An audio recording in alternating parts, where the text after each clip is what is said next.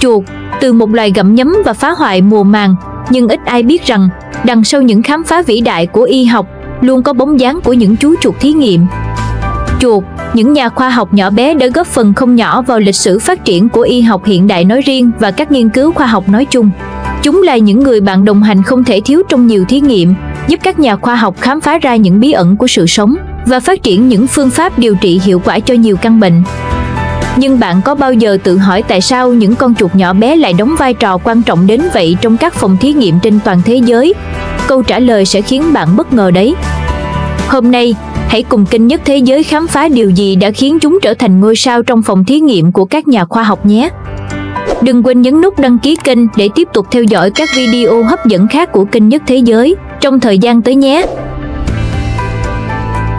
Vào những năm 1950 và 1960, chính phủ Mỹ công bố khoản viện trợ khổng lồ dành cho các nghiên cứu y tế với mục tiêu xóa sổ dịch bệnh truyền nhiễm và tìm ra thuốc chữa ung thư. Ngân sách có hạn mà đề tài thì nhiều. Một trong những giải pháp cắt giảm chi phí nghiên cứu đó là sử dụng một loài vật có khả năng được chuẩn hóa bằng phương pháp nhân giống đại trà tại các cơ sở do nhà nước quản lý, sau đó phân phối đi khắp các phòng thí nghiệm trên cả nước để sử dụng cho mọi nghiên cứu, thí nghiệm. Câu trả lời là chuột. Các nhà máy sản xuất chuột mọc lên như nấm và chuột bắt đầu được sử dụng rộng rãi trong nghiên cứu thuốc ung thư, thí nghiệm phơi nhiễm phóng xạ, trong các nghiên cứu về độc học và tâm lý học hành vi, hay thậm chí là các thủ tục y tế thông thường. Khi chưa có các phương pháp thử thai tiến bộ như bây giờ, người ta kiểm tra bằng cách lấy mẫu nước tiểu tiêm vào chuột cái và theo dõi quá trình rụng trứng ở chuột, để biết chủ nhân của mẫu nước tiểu có đang mang thai hay không. Tháng 12 năm 1980, một nhóm nghiên cứu tại Đại học Yale, Mỹ, tuyên bố thêm thành công một đoạn ADN vào trứng chuột đã thụ tinh, rồi cấy ghép trứng đó vào cơ thể chuột cái để sinh ra một chuột con được biến đổi gen nhưng vẫn khỏe mạnh. Đây là một phát hiện chấn động, mở đầu cho kỷ nguyên chỉnh sửa gen chuột. Ngày nay, cùng với tiến bộ khoa học, bộ gen của chuột thí nghiệm có thể được can thiệp để chỉnh sửa, xóa hoặc thêm tùy ý, để kiểm tra phản ứng của chúng trước môi trường thay đổi trong các thí nghiệm cụ thể. Kỹ thuật này đã mở ra cánh cửa cho việc nghiên cứu các bệnh di truyền, phát triển thuốc mới và hiểu rõ hơn về các quá trình sinh học cơ bản. Ngày nay, công nghệ chỉnh sửa gen CRISPR-Cas9 đã làm cho việc biến đổi gen trở nên dễ dàng và chính xác hơn, mở ra những tiềm năng vô hạn trong y học và sinh học. Tại sao chuột lại được lựa chọn cho các thí nghiệm? Sinh học tương đồng, một trong những lý do chính khiến chuột trở thành đối tượng nghiên cứu phổ biến là sự tương đồng sinh học đáng kinh ngạc giữa chúng và con người. Khoảng 95% bộ gen của chuột và người là giống nhau. Điều này có nghĩa là chúng ta chia sẻ nhiều gen kiểm soát các quá trình sinh học cơ bản. Từ cấu trúc não bộ đến hệ thống miễn dịch, chuột và người có rất nhiều điểm tương đồng. Chính sự tương đồng này đã giúp các nhà khoa học tin tưởng rằng những gì họ tìm thấy ở chuột có thể cung cấp những hiểu biết quan trọng về cơ thể người. Việc gen của chuột và người có đến 95% sự tương đồng có thể khiến nhiều người ngạc nhiên, nhưng thực tế lại là một minh chứng cho sự tiến hóa và mối quan hệ họ hàng xa giữa các loài sinh vật. Xét trên phương diện tiến hóa, chuột còn có họ hàng xa với con người, tổ tiên chung cuối cùng giữa chuột và người tồn tại cách đây 80 triệu năm. Trong quá trình tiến hóa, các loài sinh vật đã trải qua quá trình phân nhánh và phát triển độc lập, nhưng vẫn giữ lại một phần lớn các gen ban đầu, và chuột sở hữu bộ gen giống người đến 95%. Không phải tất cả các gen đều giống nhau, chỉ có khoảng 95% gen của chuột và người là giống nhau. 5% còn lại tạo ra những khác biệt lớn về ngoại hình, hành vi và chức năng giữa hai loài. Tóm lại, sự tương đồng gen giữa chuột và người là kết quả của quá trình tiến hóa lâu dài và cho phép chúng ta sử dụng chuột như một mô hình để nghiên cứu các bệnh ở người. Tuy nhiên, chúng ta cũng cần lưu ý rằng không phải tất cả các kết quả nghiên cứu trên chuột đều có thể áp dụng trực tiếp cho người. Chuột dễ biến đổi gen. Nhờ những tiến bộ trong công nghệ chỉnh sửa gen, đặc biệt là CRISPR-Cas9, các nhà khoa học có thể dễ dàng tạo ra các dòng chuột biến đổi gen. Điều này cho phép họ nghiên cứu các bệnh di truyền ở người bằng cách tạo ra các mô hình chuột mang các đột biến tương tự.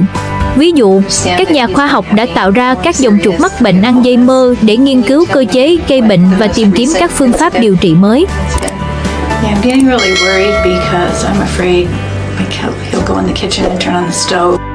Chu kỳ sinh sản ngắn. Chuột có chu kỳ sinh sản rất ngắn. Điều này có nghĩa là các nhà khoa học có thể theo dõi nhiều thế hệ chuột trong một thời gian tương đối ngắn. Ngoài ra, chuột cũng rất dễ nuôi và chăm sóc. Chúng không đòi hỏi nhiều không gian, thức ăn đơn giản và có thể thích nghi tốt với môi trường phòng thí nghiệm. Những đặc điểm này giúp các nhà khoa học thu được kết quả nghiên cứu nhanh chóng.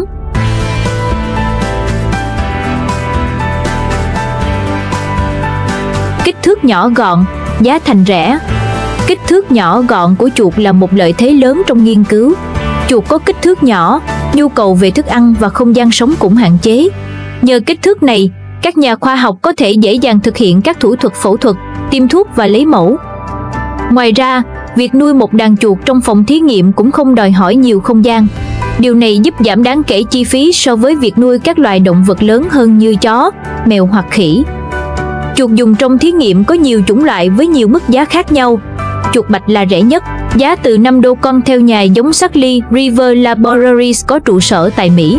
Dòng chuột này được tự do sinh sản thay vì nhân bản vô tính nên không con nào giống con nào và thường được dùng trong nghiên cứu độc học, giải phẫu và lão hóa. Đắt hơn một chút là giống chuột có màu lông đen hoặc xám thông thường, giá dao động từ 16 đến 23 đô, thường dùng làm chủng cơ sở cho các can thiệp về gen. Chuột hamster cũng có giá tương đương nhưng được dùng chủ yếu trong các nghiên cứu về nhịp sinh học cơ thể, vì đặc tính hiếu động và có thể hoạt động 12 tiếng mỗi đêm. Cao cấp nhất là những giống chuột không có lông, được bán với giá từ 73 đến 136 đô. Bộ da tương tự da người của dòng chuột này giúp các nhà khoa học dễ dàng theo dõi quá trình lành thương cũng như thực hiện các thí nghiệm cấy ghép khối u lên chuột để quan sát sự phát triển của tế bào ung thư.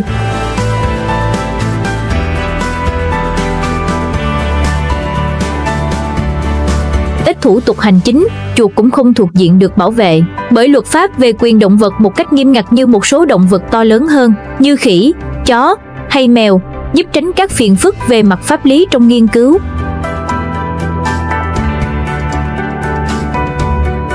Đồng nhất di truyền.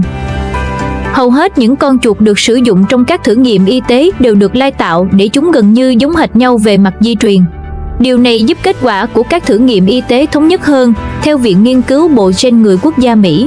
Một yêu cầu tối thiểu với chuột được sử dụng trong các thí nghiệm là chúng phải thuộc cùng một loài thuần chủng. Các trại nhân giống chuột thí nghiệm chuyên nghiệp còn có khả năng tạo ra những phiên bản vô tính giống hệt nhau của một chú chuột, giúp cho việc mô phỏng, kiểm chứng một nghiên cứu trước đó hoặc hợp tác giữa các phòng thí nghiệm trở nên dễ dàng. Những tranh cãi xung quanh việc sử dụng chuột trong thí nghiệm. Mặc dù đóng vai trò quan trọng trong nghiên cứu khoa học, việc sử dụng chuột trong các thí nghiệm cũng gây ra nhiều tranh cãi về mặt đạo đức. Nhiều người cho rằng việc gây ra đau đớn và tử vong cho động vật là không thể chấp nhận được. Dù bất kể mục đích sử dụng của chúng là gì, thì hầu hết chuột thí nghiệm đều chịu chung số phận cuối cùng. Chúng thường bị giết sau khi hoàn thành nghiên cứu, theo tạp chí Smithsonian. Trong một số nghiên cứu, các nhà khoa học mổ xẻ chuột và kiểm tra xem chúng đã bị ảnh hưởng về mặt sinh lý như thế nào bởi một vài nghiên cứu nhất định. Mỗi năm, khoảng 100 triệu con chuột bị giết ở Mỹ với mục đích phục vụ nghiên cứu khoa học. Với tư cách là con vật thí nghiệm phổ biến nhất, chuột đã giúp con người đạt được rất nhiều thành tựu khoa học. Những gì mà loài động vật này trải qua hàng ngày trong phòng thí nghiệm thì phần lớn không mấy người biết. Không phải cứ ai muốn là có thể dùng chuột trong thí nghiệm. Các nhà khoa học phải được tập huấn về đạo đức và quy tắc đối xử với động vật rồi mới được phép làm việc với chúng trong phòng thí nghiệm. Quy tắc đối xử khác nhau tùy quốc gia. Tại Canada và châu Âu, các nhà khoa học phải chịu sự giám sát của một cơ quan quản lý quốc gia, còn ở Mỹ họ phải tuân thủ quy định riêng của từng tổ chức và hướng dẫn chung của Viện Y tế Quốc gia. Phần lớn các trường đại học tại Mỹ đều mở khóa tập huấn về cách đối xử với chuột nhằm giảm thiểu sự căng thẳng và đau đớn cho chúng trong quá trình thí nghiệm. Quy trình áp dụng được cập nhật hàng năm cho phù hợp với thực tế hiểu biết của con người về loài chuột. Vì vậy, các nhà khoa học luôn phải tuân thủ các quy định nghiêm ngặt về đạo đức trong quá trình nghiên cứu trên động vật.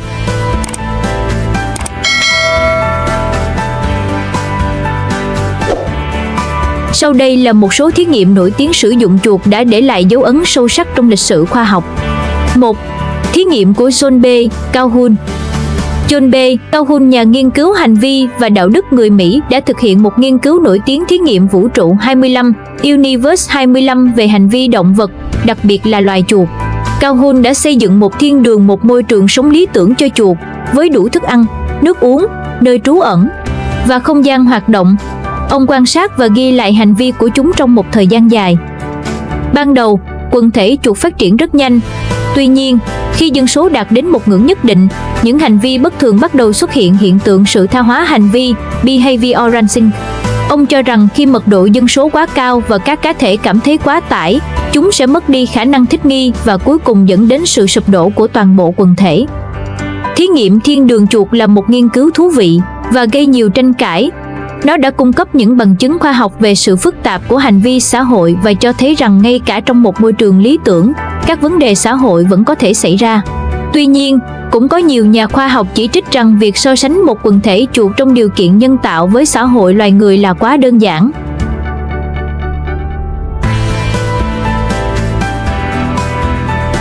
Hai, thí nghiệm của Ivan Pavlov. Pavlov, nhà sinh lý học người Nga, đã tiến hành một loạt các thí nghiệm nổi tiếng trên chó, trong đó có cả chuột. Ông đã phát hiện ra hiện tượng điều kiện hóa cổ điển, tức là các sinh vật có thể liên kết các sự kiện không liên quan với nhau và hình thành phản xạ có điều kiện. Phát hiện này đã đặt nền móng cho ngành tâm lý học hành vi và được áp dụng rộng rãi trong việc nghiên cứu học tập, trí nhớ và các rối loạn tâm lý.